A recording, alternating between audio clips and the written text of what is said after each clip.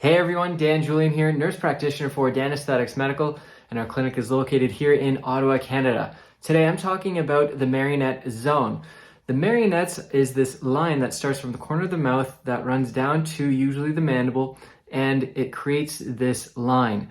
But it's not just a line that you can fill, it's actually a zone. And we're going to talk about all the areas that I see that represent the zone and everything you need to know to make this look great. Let's get into it. Hey YouTube, before we jump into the video, make sure you check out my Patreon account. It's designed for serious medical aesthetics providers just like you. Alright, so before we begin, let's cover what the Marionette Zone is. A lot of people associate the marionettes as just this line that runs from the corner of the mouth down to here, and you can just fill that in, right? Well, not necessarily. The problem with that is that you're using a lot of filler for nothing. You're going to make them look full in certain areas that don't require it, and you're going to make them heavy in the front, and you don't want that. What you're trying to do is always make a seamless transition from the cheek to the chin without making it noticeable. And the zones that I see from here are going to be underneath the corner of the mouth, which usually has a hollowing. Then often enough right here, it doesn't need any volumization. Underneath that, right in here, you're going to see another hollowing, and I'm going to fill that. And then underneath the pre-gel sulcus, usually there's going to be a dip here, and that is the secret. All right, so let's bring in Stuart here. Hey buddy, how's it going? This is Stuart, and Stuart's showing us the Marionette Zone, the areas that I talked about already in filling, which is the pre-gel sulcus. We have just that area of hollowing here and underneath the corner of the mouth. This is the mandibular ligament. When you're placing filler, you always want to make sure you're on this side of the mandibular ligament. You don't want to place anything on this side. This is a superficial fat pad that swells over time. We never lose it. And in fact, a lot of people, it ends up swelling and dropping a little bit, which causes this little jowl.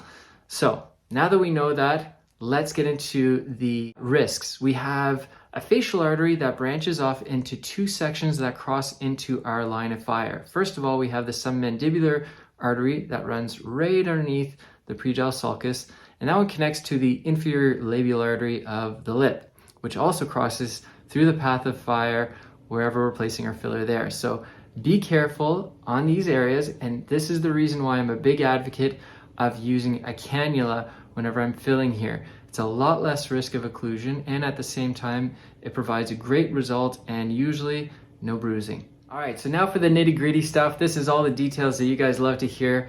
I'm using usually a mid-G prime filler. I don't want anything too volumizing because it tends to swell over time, and I don't want that.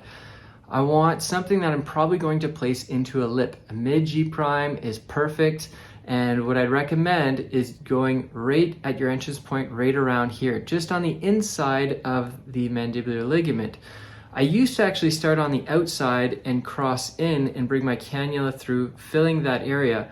However, every time that you poke through that ligament, you're actually creating a little hole and a possibility for that filler to travel back into this area. And I've had that happen to me before. So since then, I do not want to place any filler through this range. I'm going to make my entrance point on the inside of the ligament, therefore it stays all within the areas that I want.